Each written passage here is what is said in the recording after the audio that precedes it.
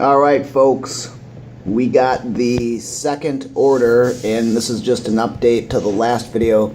Unfortunately, I do apologize for several things, as last night I did a video where I unboxed and opened up two big packages of my second shipment, and well, unfortunately it failed to upload on YouTube. So I'll try to see if I can show you guys what came,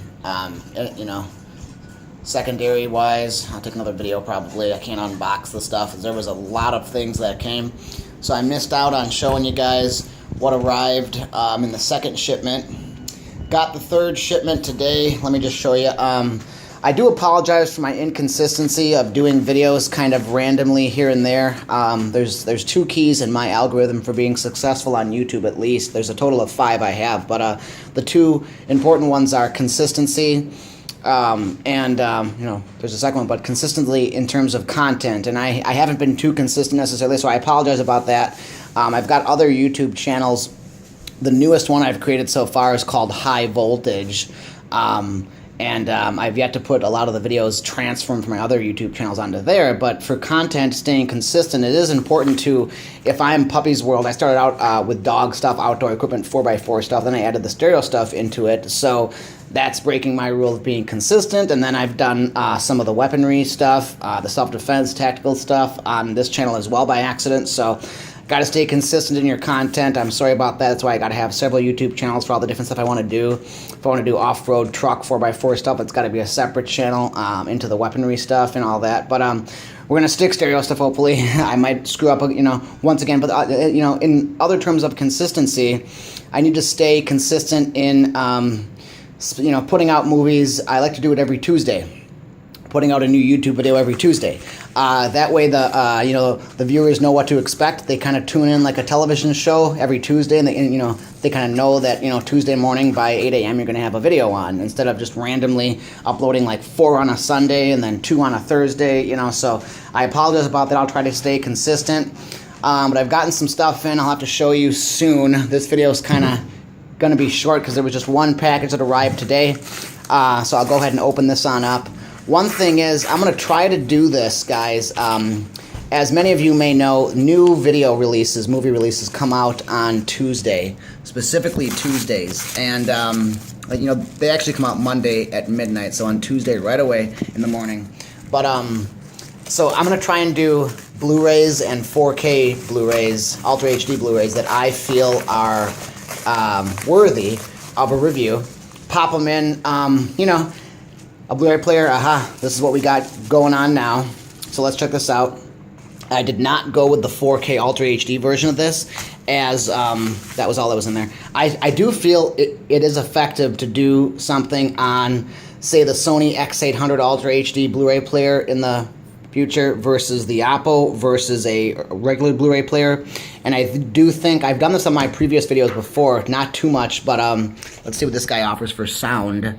He does offer a DTS HD master audio only, which kind of upsets me, just in 5.1. So, there's no need to do a review on the sound or on the picture of this movie. This is just a film that both of us wanted to watch and, just enjoy. However, so in the future, I'm going to stand some Blu-ray players up next to each other with the same disc, with a 4K Ultra HD disc and with a regular Blu-ray disc. I've never seen anybody really do this like I've wanted to do it on YouTube. However, 2 Blu-ray players next to each other, same movie in them, one being 4K, one not being 4K. That would be, it's got to be on the same TV, on the same exact display, whether it be projector or TV. That's the only true way of gauging or getting an idea of if there's an actual difference between the 4K discs, what is the difference, and then, of course, comparing Blu-ray players as well. Is there a difference between this Blu-ray player and another Blu player? So you got to see that on the same display, and someone stand up 2 Blu-ray players next to each other, hooked up via like the same exact HDMI cables, and I'm capable of doing that. I've got 2 carbons, 2 vodkas, 2 chocolate, a lot more than 2 of each of them. But I always stick with the AudioQuest brand. So a lot of new stuff came for this channel and for the other channel. A lot of new stuff, so I will fill you in on that. One of my favorite brands I'm partial to. I compare that to like Condor, Rothco, True Spec, 511, Proper, There's so many different Blackhawk, there are so many different brands I do comparisons on. So let me know if you're interested in that stuff. However, Theo L, one of my viewers, was the one that kind of pushed me to, to do this week's purchase of items. So, shout out to him as, you won your recommendations. But guys, keep recommending stuff to me, as each week I'll do a recommendation and I'll kind of look at the products that you recommend, go through them, and, buy them on up and do a full review. I'll unbox them on film and everything and do a full review. Here, I just wanted to show you what I got in the last shipment in terms of audio video stuff. I got a couple of albums, a couple of LPs. They should all be 180 gram. So I want to do a comparison on these with a brand new one, of course, on some turntables, and see if the Vborg counterweight actually makes a difference or does anything at all whatsoever. It does have the little level on there, so that could be somewhat useful. I know it's got the little ring around there with the 44 and 33 speed, I think. So we'll see how that turns out. Just want to let you know what I got, kind of. One of my favorites, of course, I got this guy on CD, and I wanted him on vinyl as well. I'm sorry, an LP. Don't call him vinyl. Call him an LP or a record, because that's what they truly are. Like I said, they should all be about 180 gram records, But this one is, of course, I think you guys know this, Tin Pan Alley, one of my favorite all-time songs in the world. Jimi Hendrix's song of, their version of doing it. So these should be pretty good. And then one last one. I bet you're not going to be able to guess what I got. So it's a classic. I had to do it. And there have been some negative reviews online about it, but we'll check that out for ourselves and see if that is true. There's a bunch of different albums John Lee Hooker has, especially on vinyl. However, this one does seem to be a decent one. There's the best of, there's the greatest hits and all that. I was kind of partial to getting this one as opposed to, say, B.B. King's album. I know the first blues CD I ever got as a kid, I was like 10 years old. My parents got me the B.B. King and Eric Clapton, the album where they're riding together in the convertible on the front. So, as I said before, should all be 180 gram. We'll do comparisons of how these sound. But there is also a recommendation I have about being successful about playing music on YouTube, and there's ways to do it without getting copyright strikes. Believe it or not, I have 0 copyright strikes, and they've never given me any. I've gotten warnings before, but there's a trick to it. You can have the revenue going to the production studio or whatever when you do play the audio, but you got to be careful with certain audio. Like if I were to play this guy on YouTube, they definitely mute the video. This guy, they would definitely mute the video. This guy, believe it or not, no. Same with Bobby Bland. I've played that before. They have not muted it. Other things, like I've played rock bands and stuff, like from Tool, a good video that had a lot of drumming and guitar work on, my other system, and they definitely muted it. So there's things you got to be careful for. But I got a lot of products coming soon, a lot of stuff coming soon, guys. Recommend to me what products you want to see. I just want to show you real quick. I implemented the AC Infinity fans, recommended by Theo, one of my viewers. And so, guys recommend to me what I should do, what I should buy and review, and I'll do it, as these are pretty useful. Full review coming up on them. They've got, just a regular USB port that they operate in, so you can put that right in the front of the receiver, believe it or not, and they'll both run with a switch, a 3-way switch. Kind of show you this. I know it's a little dark right here now, but I'll flip the light on real quick, actually. So, they work out pretty well. They're meant for like more or less closed cabinet control.